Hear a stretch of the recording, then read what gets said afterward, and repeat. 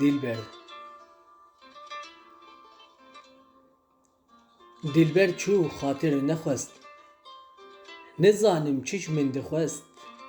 A dil qet dernexist, tikanî lê çavreşê.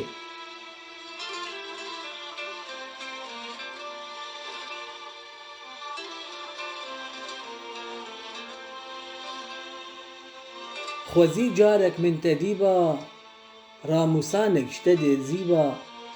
Hema carkê li ber derîba, heyrûkenê rûgeşê.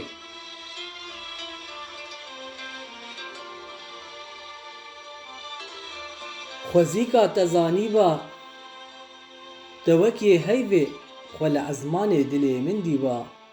Û te bi çavên min evîn jî dîba. Dilbera min dilxweşê.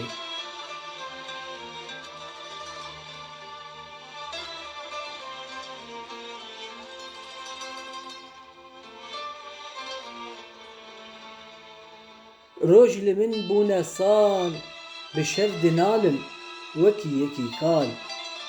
Were dilber ji min re bibe bermal, şêrînê hey binefşê.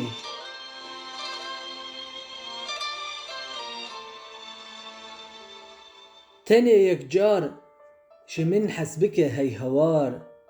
Derman bike vî dilê jar, te hekîme derman bike vê êşê. Derman bike vê êşê.